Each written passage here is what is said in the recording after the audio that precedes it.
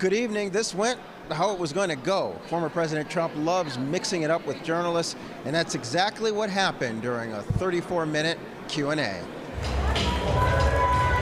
Right out of the gate, Donald Trump attacked one of the three black women serving as moderators. Rachel Scott of ABC News asked the former president about his past statements. You've attacked black journalists, calling them a loser, saying the questions that they ask are, quote, stupid and racist.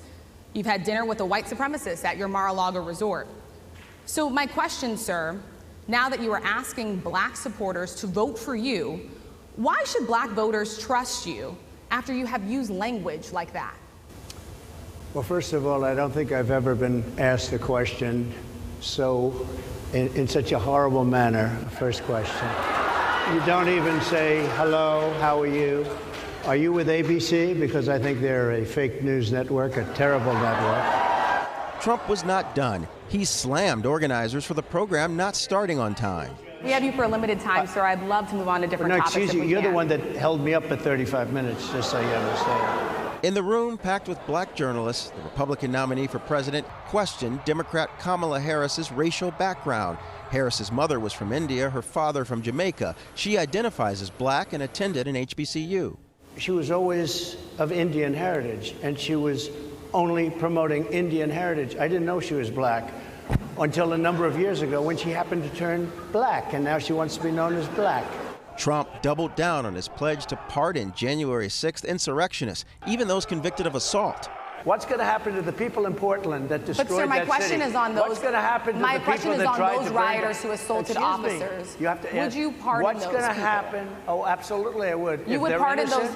If they're innocent, I would pardon them. They've been convicted. And by the way, the Supreme Court just Trump was asked if he believes his running mate, Senator J.D. Vance, was prepared to take over as president if necessary. Historically, the vice president, in terms of the election, does not have any impact. I mean, virtually no impact. After the event, the Harris campaign released a statement. The hostility Donald Trump showed on stage today is the same hostility he has shown throughout his life, throughout his term in office, and throughout his campaign for president as he seeks to regain power. The White House reacted to Trump's appearance at NABJ. No one has any right to tell someone who they are, how they identify.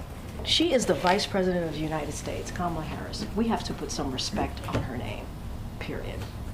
The Trump campaign is out with a statement calling this liberal media malpractice. As for the Harris campaign, they say they're working with NABJ to schedule a Q&A in September. Reporting from the National Association of Black Journalists Convention at the Hilton downtown, Timon Bradley, WGN News.